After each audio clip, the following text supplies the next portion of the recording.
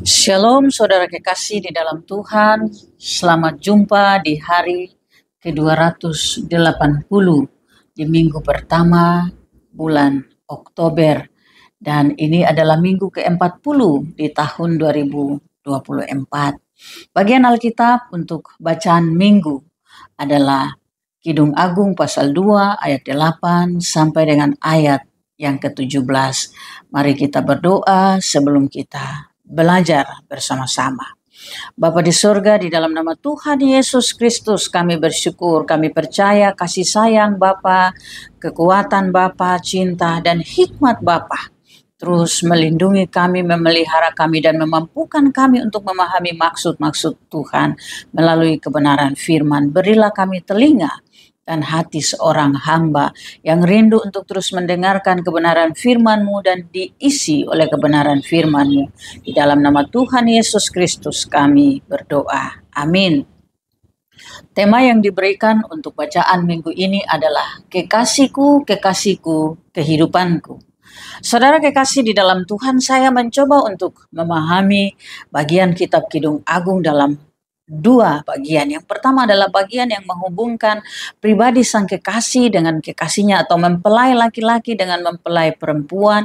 Dan yang kedua adalah lambang dari hubungan antara kita manusia yang percaya kepada Allah di dalam Kristus Yesus sebagai kekasih Allah, dan Allah di dalam Kristus Yesus sebagai kekasih kita. Secara khusus pada Kidung Agung pasal 2 ayat 8 sampai dengan ayat yang ke-17, dua bagian ini saya mencoba untuk mendalaminya dan membagi bagi kita bersama. Bagian pertama adalah bagaimana hubungan antara mempelai perempuan dan kekasihnya ia ceritakan dalam kisah ini.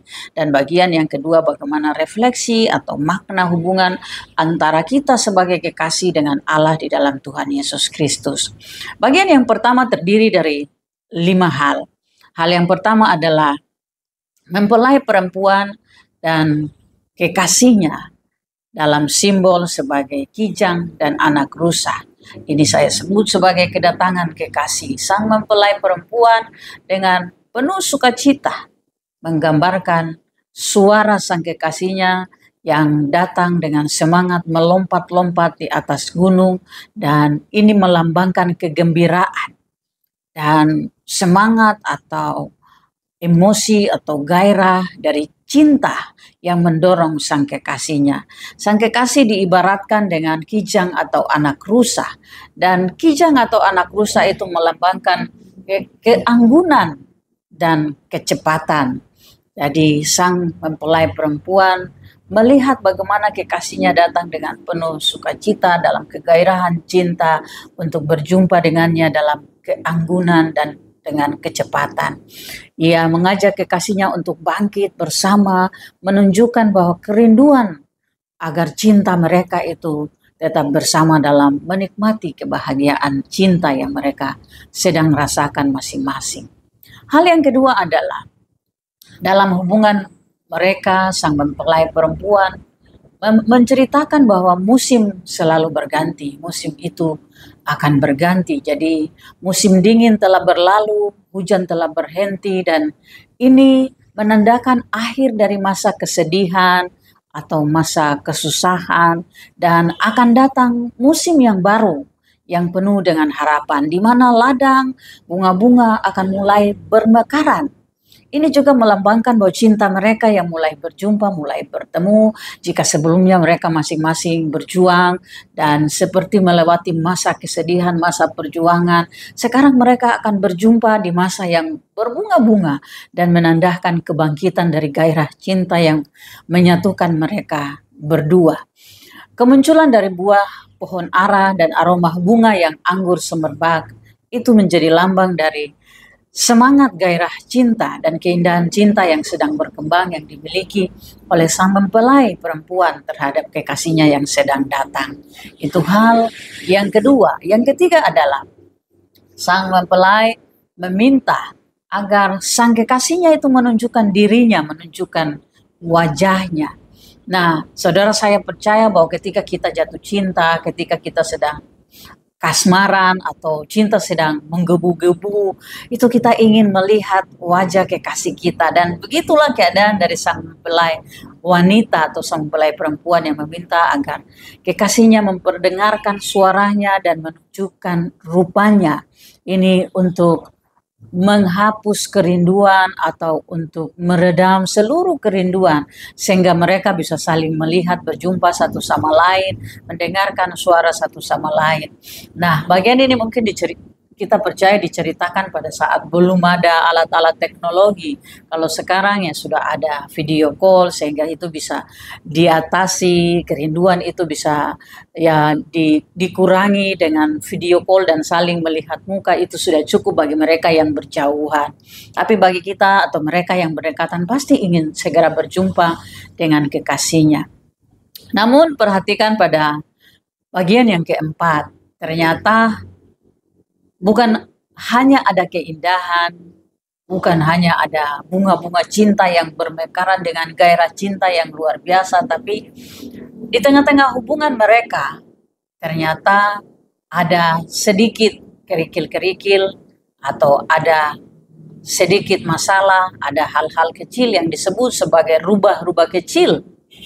Ini melambangkan bahwa di tengah kegairahan cinta, di tengah hubungan cinta yang baik, pasti saja ada masalah, pasti saja ada hambatan, pasti saja ada tantangan. Entahlah hambatan atau tantangan itu datang dari sang mempelai perempuan atau datang dari sang kekasih dalam diri mereka masing-masing atau di sekeliling mereka. Dan sang mempelai meminta agar rubah-rubah kecil itu dihilangkan atau ditangkap sehingga mereka tidak mengganggu dan tidak merusak kebun anggur yang sedang bermekaran, yang sedang indah itu. Nah, ini menjadi lambang perlunya menjaga hubungan dari hal-hal yang kelihatannya kecil, tapi bisa mengganggu cinta sejati, bisa mengganggu gairah cinta yang sedang bermekaran, yang sedang berbunga-bunga, yang sedang tumbuh, itu bisa saja mengganggu. Dan ini bagus sekali karena ini menjadi seperti peringatan untuk waspada. Jangan terlena dengan cinta sampai lupa kepada hal-hal kecil yang kelihatannya kecil tapi bisa sangat mengganggu dan merampas serta merusak kebahagiaan. Dan hal yang kelima adalah menjaga kesatuan dalam cinta itu. Bagian ini kita lihat bagaimana sang mempelai perempuan menyatakan bahwa kekasihnya adalah miliknya dan dia adalah milik kekasihnya. Ini menunjukkan komitmen dan kesetiaan dalam hubungan mereka. Ini bagus sekali karena menjaga janji setia atau menjaga kesucian, menjaga kesetiaan dari masing-masing. Jadi saya adalah milikmu dan kamu adalah milik saya. Ini sangat penting sehingga ya kembali lagi kalau ada rubah-rubah kecil, ada hal-hal kecil yang akan mengganggu, bersama-sama kita tahu dan kita komitmen dalam kesetiaan cinta itu. Dan yang ketujuh, bagian yang di ayat yang ke-17 adalah kerinduan dari sang kekasih sebelum senja berakhir. Ini adalah simbol dari waktu yang sangat berharga untuk harus selalu bersama, membangun keadaan bersama-sama, membangun kekuatan bersama sebelum situasi berubah, sebelum situasi mengalami keadaan yang tidak diharapkan. Harus selalu membangun kebersamaan. Nah, saudara-saudara kekasih, ini adalah bagian yang menjelaskan tentang hubungan pribadi sang kekasih dengan mempelai laki-lakinya. Dan kita melihat apa hubungan atau relevansi atau refleksi dalam iman kita dari bagian bacaan ini terhadap Allah. Jika kita mengaplikasikan itu ke dalam iman percaya kita, maka kita juga dapat membaginya ke dalam 5 bagian untuk memaknai hubungan sang kekasih dengan mempelainya, dengan hubungan kita dengan Tuhan Allah di dalam Yesus Kristus. Suara kekasih yang datang melambangkan panggilan Allah kepada umatnya. Ini menunjukkan bahwa Allah merindukan hubungan yang dekat dengan kita. Ini menunjukkan bahwa Allah dalam sukacita yang penuh, Allah di dalam sayang yang sungguh-sungguh terhadap kita, mengajak kita untuk memberi respon dengan mendekat kepadanya, menghilangkan penghalang yang ada, membuka hati kita untuk kehadirannya, untuk kedatangannya di dalam hidup kita. Hal ini mengingatkan kita bahwa iman kita kepada Allah memerlukan respon aktif atau merupakan tanggapan yang aktif terhadap panggilan Allah, terhadap kunjungan Allah. Kita harus punya kepekaan untuk mendengarkan, kita harus punya kepekaan untuk menyadari bahwa Allah sendiri dalam inisiatifnya datang mengunjungi kita karena kasih sayangnya yang besar kepada kita, sehingga ia datang ke dalam dunia untuk berjumpa dengan kita.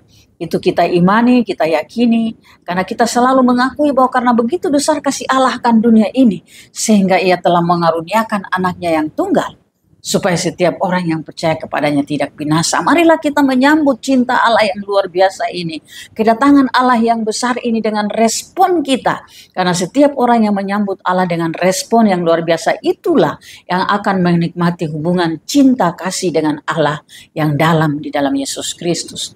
Bagian yang kedua, kita dapat memahami bahwa musim baru dan harapan baru. Bagian ini menggambarkan perubahan musim dari dingin ke musim semi yang melambangkan harapan dan pembaharuan baru dalam hidup.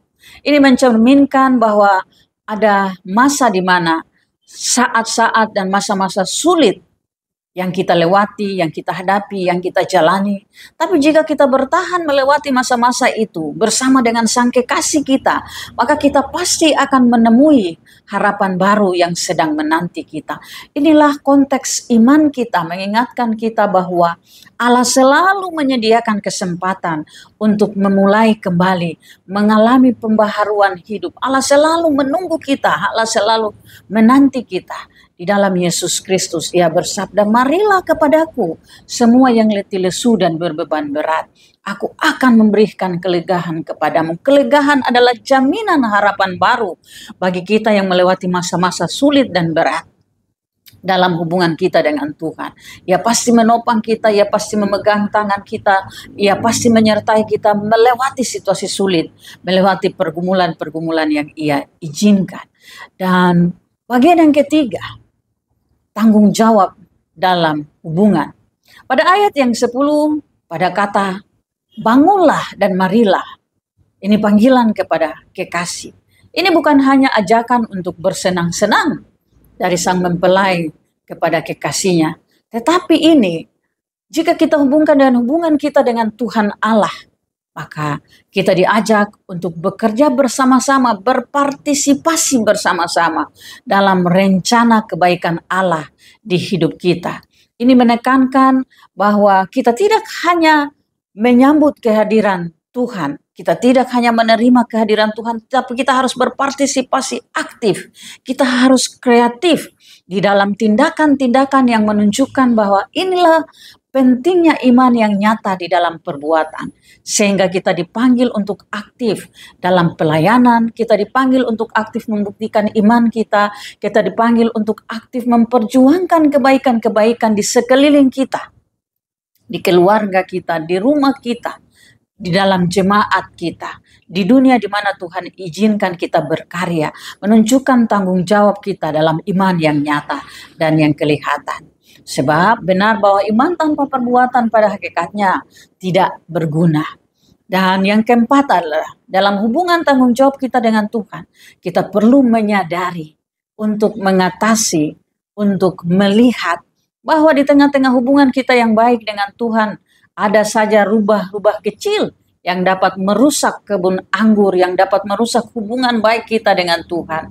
Karena itu kesadaran, kepekaan, bukan hanya saja terhadap hubungan kita dengan Tuhan, bukan hanya saja terhadap panggilan Tuhan bagi kita, tapi kesadaran, kepekaan juga berhubungan dengan kesadaran kita tentang tantangan-tantangan hidup, tentang pergumulan-pergumulan hidup, tentang persoalan-persoalan yang akan menjadi penghalang hubungan kita dengan Tuhan, bahkan yang merampas ancaman-ancaman iman yang dapat saja merampas iman kita, yang merusak iman kita, yang merusak hubungan kita kepada Tuhan di dalam Yesus Kristus. Kita diajak untuk mengenali dan berusaha untuk mengatasi berbagai penghalang, tantangan, dan ancaman-ancaman terhadap iman kita.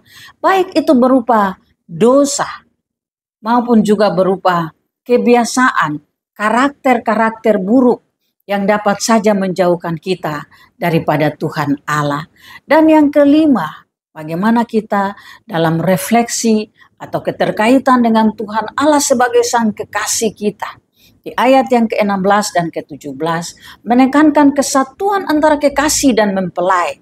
Ini mencerminkan hubungan yang intim antara Kristus dan jemaatnya. Ini mengingatkan kita pentingnya hubungan yang erat antara kita dengan Kristus sang sumber kekuatan, kekasih yang memberi motivasi dalam iman kita, kekasih kita, sehingga bukan hanya hubungan yang biasa saja, tapi hubungan yang benar-benar dalam, yang sangat pribadi. Kesatuan ini akan mendorong kita untuk terus berkomunikasi, terus merasakan cinta, terus membangun hubungan kerjasama, terus menyadari hubungan di antara kita yang begitu sangat dalam, yang menggairahkan cinta kita kepada Sang Kekasih kita, yaitu Kristus Yesus. Saudara-saudara kekasih di dalam Tuhan, kiranya kita diberi kemampuan untuk terus menantikan, untuk terus menyambut cinta kekasih kita, yaitu Allah di dalam Kristus Yesus. Membangun hubungan yang semakin kuat dengannya, membuktikan cinta kita yang dalam dengannya di hidup kita yang nyata tiap-tiap hari. Tuhan Yesus Kristus Sang Kekasih memberkati kita dengan kekuatan cintanya. Amin. Mari kita berdoa. Kami bersyukur ya Tuhan Allah, hari ini sekali lagi kami diingatkan dengan kebenaran firman Tuhan tentang mempelai wanita dan kekasihnya. Kamilah mempelai wanita dan Kristuslah kekasih kami sang mempelai laki-laki itu. Kami bersyukur sebab Allah mencintai kami. Berilah kami Roh Kudus, roh kepekaan untuk terus menyadari, memampukan kami untuk melihat kehadiran kekasih kami, sanggup memberi respon yang baik dan juga waspada terhadap rubah-rubah kecil di sekeliling hidup kami yang bisa saja merusak dan merampas sukacita kami dalam hubungan dengan mempelai kekasih kami. Dalam nama Tuhan Yesus Kristus kami berdoa dan bersyukur. Amin.